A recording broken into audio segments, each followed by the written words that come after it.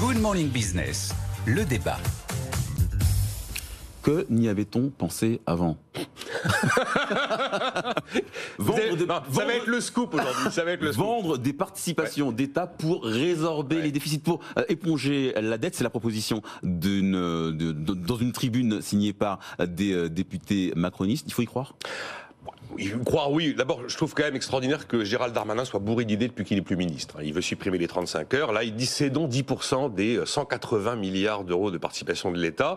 La tribune est co-signée par Olivier Grégoire et Mathieu Lefebvre. Alors, ils défendent trois choses. Ils disent il faut absolument réformer l'assurance chômage. Il faut céder donc 10% de ces 180 milliards d'euros.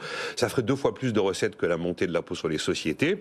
Et il faut réduire le périmètre d'intervention de l'État. Et il s'oppose dans cette tribune à 2 choses qui seraient le fait qu'on touche aux allègements de cotisations qui monte le coût du travail et qu'on augmente l'impôt sur les sociétés. Alors, Laurent Saint-Martin a été interrogé, je ne sais plus dans quel média, je ne suis pas opposé, dit-il. Il a dit qu'il trouvait que le débat était intéressant. Bon. Après, il a remarqué, là c'est très pragmatique, il se dit, mais alors si je fais la balance entre ce que me rapporteraient des cessions et ce que me rapportent les dividendes, qui sont liés au fait d'avoir des participations de l'État, bon, il pense, je pense là, au fameux dividende EDF qui a été prévu pour 2025 à 2 milliards d'euros. Moi, je pense objectivement, enfin, on peut refaire le débat éternel sur l'État actionnaire.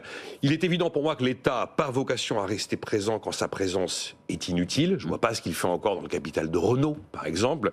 Je pense que la présence de l'État ne se justifie pas quand on parle d'un secteur qui évolue dans un monde totalement concurrentiel. Je pense aux télécoms, par exemple. Je pense aux médias. Et je pense que la présence de l'État ne se justifie pas lorsqu'on est sur un monopole naturel, mais qui a parfaitement la possibilité d'être confié à un concessionnaire privé. Ce qui est le cas pour l'eau, ce qui est le cas pour les autoroutes, ce qui peut être le cas pour l'énergie. Maintenant, si on veut aller dans cette direction, il va falloir réécrire aussi la doctrine de l'État actionnaire, parce qu'elle a été repensée en 2021, cette doctrine de l'État actionnaire. J'en suis pas l'auteur, mais elle nous dit la chose suivante. L'État sera actionnaire là où il est question de souveraineté nationale.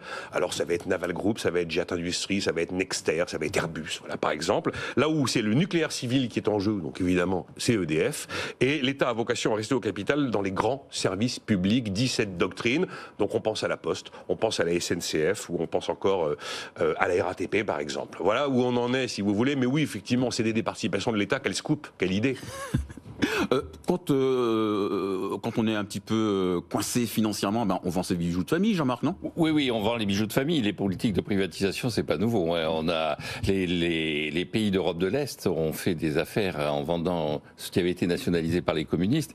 Et en plus, à la différence de ce qui s'est passé en Europe de l'Ouest, c'est qu'on avait indemnisé en Europe de l'Ouest, alors que en Europe de l'Est, les communistes n'avaient rien indemnisé.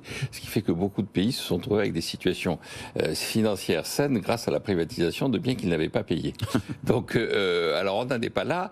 Je rappelle quand même sur la doctrine, il y a quand même l'article 9 du préambule de la Constitution qui est clair, qui dit « Tout bien, toute entreprise dont l'exploitation a ou acquiert les caractères d'un service public national ou d'un monopole de fait doit devenir la propriété de la collectivité. » Donc ça, c'est la Constitution.